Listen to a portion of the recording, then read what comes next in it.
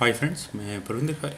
Friends, आज की हमारी गेम शान वैद्य जी की एक वीडियो रिक्वेस्ट की है। सुपर विंटेज गेम है, पॉल मर्फी की है और यहाँ पॉल मर्फी का मुकाबला हेनरी एडवर्ड बर्ड्स के साथ था। और ये गेम लंदन इंग्लैंड में खेली गई थी 1858 में। तो आइए फ्रेंड्स, सीधा इस विंटेज गेम को देखते हैं और पॉल मर्फी की डेंजरस गेम प्ले किस तरह की हुआ करती थी, ज़रा वो यहाँ देखने की समझने की कोशिश करते हैं। यहाँ गेम की शुरुआत की हेनरी एडवर्ड बर्ड ने E4 के साथ, तो E5 यहाँ पॉल मर्फी ने किया। Night F3, D6, D4, F5। और फ्रेंड्स, ये F5 मूव मैंने नॉर्मली नहीं देखा है वैसे।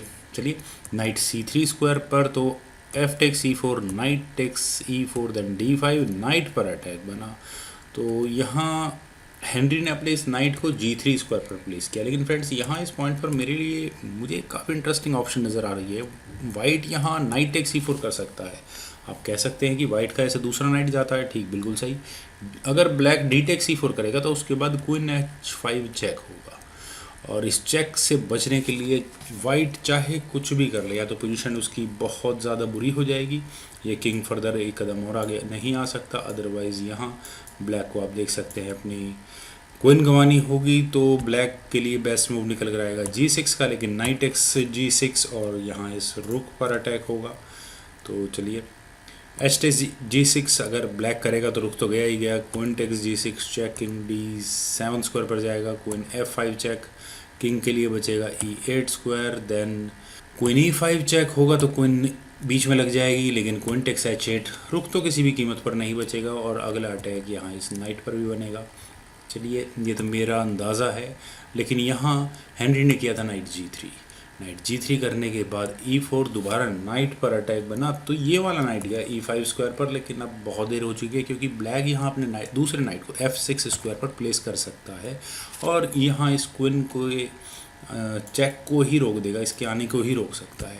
तो बिशप G5, यही नाइट यहाँ पहले पिन किया, तो बिशप D6 और नाइट पर कुछ हद तक प्रेशर तो है। नाइट H5 और ये दूसरा नाइट यहाँ H5 स्क्वायर पर करने के आया है इस G7 पॉन को लेने के लिए, या फिर दूसरे शब्दों में कहूँ कि ब्लैक को यहाँ वो फोर्स करवाने आया है कैसल करने के लिए।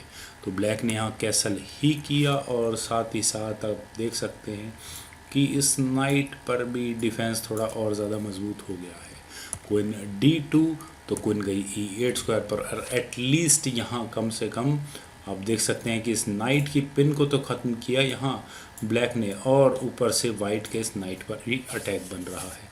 तो मेरे ख्याल से हेनरी को शायद बिशप टेक्स F6 की ऑप्शन कंसिडर करनी चाहिए थी, क्योंकि यहाँ से अगर ये गेम आगे बढ़ती तो वाइट क्वीन टेक्स H5 कर लेता और गेम, ठीक है, मोर लेस मैं बहुत हद तक कंसिडर करूँगा। ठीक है, आप कह सकते हैं कि ये बिशप भी अभी खतरे में बचा हुआ है, लेकिन ये बिशप आ जाएगा पीछे।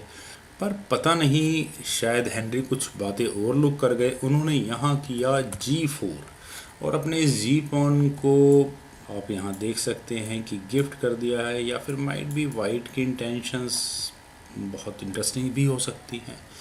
खैर, यहाँ ब्लैक चाहता तो बिशप टेक C5 कर लेता, पहले इस नाइट को एलिमिनेट कर ही देना चाहिए था। D टेक C5 होता, नाइट पर अटैक बनता, तो नाइट टेक G4 हो जाता, और उसके बाद यहाँ ब्लैक की इस क्वीन का अटैक नाइट पर भी होता। क्वीन टेक्स से D5 चेक, अगर मान लो वाइट यहाँ चेक दे भी दे, लेकिन कोई फ़र्क नहीं पड़ता, क्योंकि बिशप E6 स्क्वायर होने के बाद वापस क्वीन पर अटैक बनेगा। और यहाँ अब ये वाइट की क्वीन इस बचेगी या यहाँ ये नाइट बचेगा, ये सोचने वाली बात होगी। वैसे यहाँ पॉल मर्फी ने किया था नाइट टेक्स G4। और अब वाइट यहाँ क्या करे? वाइट की सबसे बड़ी प्रॉब्लम है यहाँ वाइट का ये नाइट, जो यहाँ इस H5 स्क्वायर पर कहीं ना कहीं फंस गया है। तो क्यों नहीं यहाँ हेनरी को अपने इस नाइट को वापस G3 स्क्वायर पर प्लेस कर देना चाहिए था। और अगर यहाँ से ये गेम आगे बढ़ती तो ये गेम किस तरह से आगे बढ़ती? ओके, यहाँ सबसे पहला अटैक तो आपको नज़र आ ही रहा होगा किस स्क्वायर पर जाकर बना है। तो ये मूव भी मुझे ज़्यादा ठीक नहीं लगता। नाइट टेक्स F2 होता, रुक पर भी अटैक बन सकता था, रुक G1 स्क्वायर पर जाता, और फिर जब ब्लैक यहाँ C5 करता और इस नाइट को अनडिफेंडेड कर देता कैसी भी तरीके से, तो ये नाइट के जाने के लिए भी तो कोई स्क्वायर नहीं बचता है। सारे स्क्वायर्स कुछ भी नहीं है, इस नाइट के कहीं भी नहीं जा सकता है नाइट। तो थोड़ी कॉम्पैक्ट पोजीशन है। हेनरी ने कहीं ना कहीं अपने पीसेस को फंसा लिया है। एक और ऑप्शन है नाइट टेक्स G7 करने की, और अगर यहाँ नहीं नहीं, ये तो बिल्कुल ही गलत है। यहाँ हेनरी ने किया था नाइट टेक्स G4, तो क्वीन टेक्स H5, नाइट वापस E5 स्क्वायर पर। और अब वैसे जैसा मैं भी थोड़ी देर पहले कह रहा था कि ब्लैक यहाँ इस सी पॉन को आगे बढ़ने के ऑप्शन को कंसिडर कर सकता था, लेकिन यहाँ पॉल मर्फी ने किया था नाइट C6। ओके, तो बिशप गया E2 स्क्वायर पर, क्वीन पर अटैक बना तो क्वीन गई H3 स्क्वायर पर। कहीं ब्लैक भी कुछ गलती तो नहीं कर रहा अपनी क्वीन को इतना दूर ले जाने की। Knight takes C6, B takes C6, then bishop E3 square पर, रुक B8, और अब कहीं जाकर हेनरी को मौका मिला कैसल करने का, या फिर मैं कहूँ उन्हें यहाँ कम से कम इस B2 पॉन का भी तो डिफेंस करना था। तो अब मेरे ख्याल से तो मर्फी के लिए जो अटैकिंग ऑप्शंस बनती हैं वो बिशप F4 जैसी ऑप्शन कंसिडरेबल थी। क्वीन पर अटैक होता तो C3 यहाँ मान लो वाइट कर भी दे, तो उसके बाद बिशप पर अटैक होता, बिशप वापस D6 स्क्वायर पर, और फिर यहाँ मर्फी के पास चांसेस होते अपने और फर्दर पीसेस डेवलप करने के। लेकिन पॉल मर्फी ने कुछ अलग ही कैलकुलेशंस की। और फ्रेंड्स, आप यहाँ जितना सोच सकते हैं उससे ज़्यादा सोचिए, और आप एक चेकमेटिंग पैटर्न ज़रा लगाने की कोशिश कीजिए। एक अकेले इस रुक से कौन सा चेकमेटिंग पैटर्न लग सकता है with the help of this bishop. सिर्फ एक ही चेकमेटिंग पैटर्न है जो यहाँ पॉल मर्फी ने लगाया। उन्होंने यहाँ किया रुक टेक्स F2, अपने दूसरे रुक से उस पॉन को लिया बिशप टेक्स F2। कौन छोड़ेगा इस फ्री पॉन को? Queen A3। यही वो पैटर्न था जिसके बारे में अभी मैं थोड़ी देर पहले कह रहा था। सीधा चेकमेट की थ्रेट है, और इस चेकमेट की थ्रेट का क्या इलाज है? कम से कम हेनरी यहाँ बी टेक्स A3 नहीं कर सकते कि बिशप टेक्स A3 चेक और मेट। तो इलाज सिर्फ एक ही है जो यहाँ हेनरी ने चला था, उन्होंने यहाँ किया था C3। और अभी तक अगर हम हिसाब किताब की बात करें तो ब्लैक को अपने रुक के बदले में सिर्फ अब तक एक पॉन ही मिला है, लेकिन अब दूसरा पॉन मिला है queen takes A2, B4 offering queen exchange. लेकिन इस क्रिटिकल सिचुएशन पर क्वीन एक्सचेंज नहीं हो सकती। क्वीन A1 चेक, तो किंग के लिए बचा है C2 square, then queen A4 check. और अब किंग कहाँ जाए? किंग अगर वापस C1 स्क्वायर पर जाए तो फ्रेंड्स यहाँ एक इंटरेस्टिंग ऑप्शन है। बिशप को F5 यहाँ वाइट रख सकता है, और वो आगे किस तरह का गेम बनाने की कोशिश करेगा आप यहाँ देख ही सकते हैं। तो वाइट यहाँ क्या करेगा? वाइट यहाँ किंग को चलो मूव कर ले, तो उसके बाद बिशप टेक्स B4, ये ऑप्शन बहुत डेंजरस है, क्योंकि यहाँ ये एक बिशप और सेक्रीफाइस किया जा सकता है। C टेक्स B4 होने के बाद रुक टेक्स B4 चेक, और इस किंग के लिए 3-3 शिकारी इसका शिकार करने आ चुके हैं। किंग मान लो यहाँ से मूव होगा, मान लो क्या जाएगा ही C1 स्क्वायर पर, then queen A1 check, king C2 square पर, देन क्वीन B2 चेक, और यहाँ ये मेट होगी। तो यहाँ इस पोजीशन पर हेनरी को अपने बिशप को ही बीच में लगाना होगा, या बिशप को हटाना होगा। बिशप मान लो हटे E1 स्क्वायर पर, तो क्या होगा? तो भी कुछ खास नहीं होगा। क्वीन A1 चेक होगा, देन किंग C2 स्क्वायर पर जाएगा, E3 चेक, क्वीन गई याद से, किंग B3 स्क्वायर पर चला जाएगा, E takes D2, bishop takes या rook takes A1, D takes equal bishop queen knight, जो मर्जी, रुक टेक्स E1 होगा, bishop takes H2, bishop D1।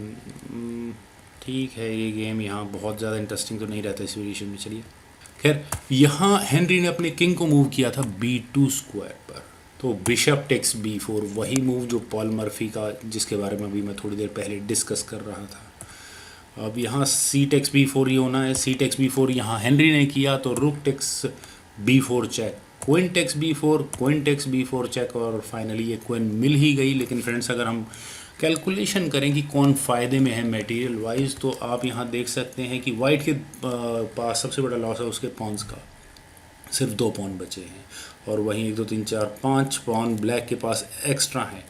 हम इस क्वीन के बदले में वाइट के 2 रुक्स काउंट कर लेते हैं, और मटेरियल वाइज बात करें तो यहाँ बिशप एक्स्ट्रा है, और एंड गेम के लिए बिशप पेयर डेंजरस, वो यहाँ वाइट के पास है। खैर, सबसे पहले तो हेनरी को यहाँ अपने इस किंग को बचना होगा। तो किंग कहाँ जाए? अगर ये किंग A2 स्क्वायर पर जाए तो यहाँ ये गेम किस तरह से आगे बढ़ती है? वाइट यहाँ क्या किसी तरह का कोई ब्लैक यहाँ क्या किसी तरह का कोई डिस्कवर्ड अटैक बनाने की कोशिश कर सकता है? उसके लिए उसे यहाँ पहले इस सी पॉन को ही आगे पुश करना होगा। C5 यहाँ होगा, और अगर डी टेक्स C5 हो तो उसके बाद D4 होगा। रुक टेक्स D4 क्वीन पर अटैक बनेगा, लेकिन bishop E6 check, bishop C4, bishop takes C4, rook takes C4, queen takes C4 check, और बाकी के पीसेस को समेटने में मुझे नहीं लगता कि ब्लैक को बहुत ज़्यादा प्रॉब्लम होने वाली है। तो हेनरी ने यहाँ अपने किंग को C2 स्क्वायर पर मूव किया, और C2 स्क्वायर पर आने के बाद इस बिशप की पोजीशन ज़्यादा नहीं, थोड़ी सी ही चेंज हुई है। यहाँ इस बिशप का अगला टारगेट F5 स्क्वायर होने वाला है, तो E3 इसीलिए यहाँ मर्फी ने पहले किया। और अब वाइट कुछ भी करे, अपने इस बिशप को बचाए या इस पॉन को ले, दोनों ही कंडीशंस को देखते हैं। अगर यहाँ हेनरी अपने बिशप को E1 स्क्वायर पर लेकर जाते हैं तो उसके बाद बिशप F5 चेक मर्फी यहाँ करेंगे ही करेंगे। बिशप बीच में लग गया तो queen A4 check, king C1 square पर गया तो bishop takes D3, rook takes D3, queen A1 check, तो किंग C2 स्क्वायर पर queen A2 check, king D1 square पर देन क्वीन G2, और यहाँ वाइट को अपना ये दूसरा रुक किस तरह बचेगा, कोई तरीका नहीं होगा। खैर यहाँ हेनरी ने पहले किया था बिशप टेक्स E3, और इस बिशप के E3 स्क्वायर पर आने से भी कोई ज़्यादा खास फर्क पड़ा नहीं है। बिशप F5 चेक, और अब इस चेक से बचने के लिए हेनरी बिशप को बीच में लगाएं, तो भी वही बात है, क्वीन C4 चेक होगा तो किंग B2 स्क्वायर पर चला जाएगा, bishop takes D3, rook takes D3, queen takes D3, और एंड गेम के लिए हेनरी के पास रुक और बिशप ही बचेंगे एंड नथिंग एल्स।